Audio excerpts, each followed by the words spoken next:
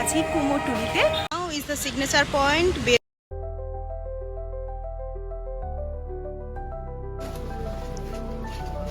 High, this is Moumita. So আজকে আমরা যাচ্ছি Kumartuli, so with my friend.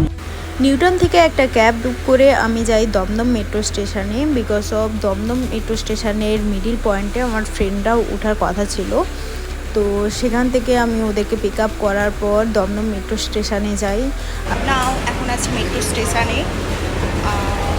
সেদিন ওয়েদার অনেকটাই ভালো ছিল, কিন্তু ওই এত ট্রাভেলের পর যখন ক্যাব থেকে বাইরে বেরোই তখন বুঝতে পারি প্রচণ্ড গরম ছিল বাইরে। তাই মেট্রো স্টেশনে ঢুকেই ওই পাখাগুলোর সামনে দাঁড়িয়ে পড়ি। আমাদের 5-6 মিনিট পর মেট্রো আসে। মেট্রোতে অনেক ভিড় ছিল বিকজ অফ সেদিন সানডে ছিল।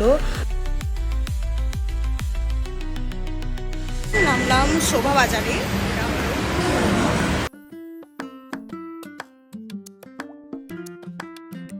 নাও is the signature point.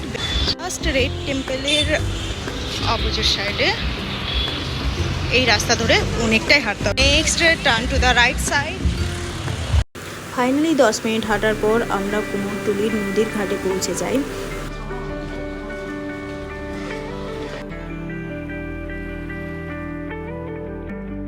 By the way, আমি কুমোরটুলি গেছিলাম ঘোরার জন্য, বাট রাস্তায় দেখা হবে এক স্ট্রিট ফটোগ্রাফার। ওকে না আমায় বলে, can I click some photo ma'am? So আমি বলি অফকোর্স, কেন নয়, ফটো তো তোলাই যেতে পারে।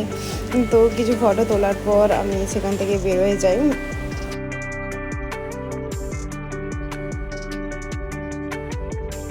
নদীর সাইডে অনেকটাই গরম থাকার জন্য আমরা ডিসাইড করেছি অলিগলিতে গিয়ে ফটো তুলবো।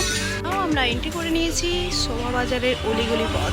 তো আমি যাচ্ছি খেতে কিছু। এত ফটোশ্যুটের পর খিদে পেয়ে গেছে। এখানে দেখছি অনেকগুলোই আছে, সব থেকে বেস্ট ছানা জিলিপি রয়েছে।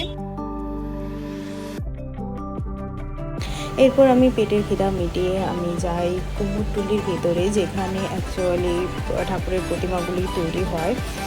বলে রাখি, কুমোরটুলির মধ্যে একটা রেস্ট্রিকশান ফলো করতে হয়। যদি আমরা ফোনে ফটো তুলি তাহলে সেটা 50 দিতে হয়, আর ক্যামেরায় ফটো তুলে 100 দিতে হয়। আর এটা মহলার পর থেকে পুরোপুরি বন্ধ হয়ে যাবে শুনছি। সো আজকের ভিডিওটা এখানে শেষ হচ্ছে। দেখা হচ্ছে নেক্সট ভিডিওতে।